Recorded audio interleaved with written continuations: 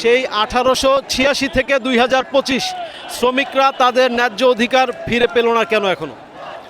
আমাদের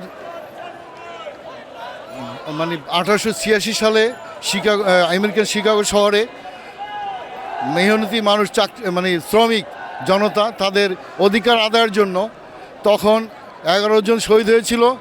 সেই মেহনতি লোকজন 8 ঘন্টা ডিউটি করবে এই জন্য তারা মাঠে নেমেছিল, যুদ্ধ করেছিল, সংগ্রাম করেছিল। তারা 8 ঘন্টার বেশি ডিউটি করবে না। কিন্তু তখন সেই 1886 সালে সেই সংগ্রামের মাধ্যমে মেহনতি এবং চাকরিজীবী লোকজন রাস্তায় নেমে আন্দোলন করে সফল হয়েছে। আজকে সেই মে দিবস আজকে আমরা উদযাপন করে যাচ্ছি। আমাদের প্রেসিডেন্ট জিয়াউর রহমান সাহেব মেহনতি মানুষের জন্য কাজ করেছেন। আজকে মরহুম প্রেসিডেন্ট জিয়াউর রহমানের কথা মনভরে স্মরণ করে 1 মে আমাদের শহীদ প্রেসিডেন্ট জিয়াউর রহমান সাহেব শ্রমিকদের দাবি আদায় করেছিলেন। তাদের শিক্ষা, চিকিৎসা, বেতন আদি সব কিছু সে আমাদের শ্রমিকদের বেতন কাঠামো নির্ধারণ করেছেন। তখন আমাদের দেশের শ্রমিকরা সন্তুষ্ট হয়েছেন। আজকে সেই শহীদ প্রেসিডেন্ট জিয়াউর রহমান আমাদের মাঝে নাই।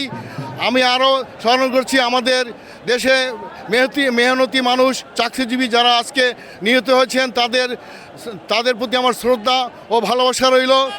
আরও স্মরণ করছি আমাদের দেশনেত্রী খালেদা জিয়া অতি শীঘ্রই আমাদের মাঝে ফিরে আসবেন। দেশবাসীর কাছে আমরা দোয়া চাই উনি যেন অতি সত্বর আমাদের মাঝে ফিরে আসুক। আরও স্মরণ করছি তারেক রহমান সাহেব আমাদের মাঝে অতি শীঘ্রই আসবেন। আপনারা অপেক্ষা করুন, দেখবেন উনি আমাদের বাংলাদেশে যখন আসবেন কোটি জনতা রাজপথে থাকবে। ইনশাল্লাহ আমরা ঐক্যবদ্ধ আছি, বিএনপি নেতাকর্মীরা ঐক্যবদ্ধ আছে। স্বৈরাচার আমলে 15 বছর আগে শ্রমিকদের ন্যায্য হিসাব পায় নাই, কাজকর্ম করেছে কিন্তু ন্যায্য হিসাব পায় নাই। আগামীতে যদি আমাদের জাতীয়তাবাদী দল তারেক রহমানের নির্দেশে যদি আমরা দেশ গঠন করতে পারি, শ্রমিকরা তাদের ন্যায্য অধিকার ফিরে পাবে। আমি মনে করি তারা শ্রমিকদের সেই উচ্চ আকাঙ্ক্ষা আমাদের মহান তারেক রহমান সাহেব অক্ষরে অক্ষরে পালন করবে। বাড্ডা থানার আহ্বায়ক কমিটির পক্ষ থেকে আমি আজকে 1 মে ধন্যবাদ জানাই।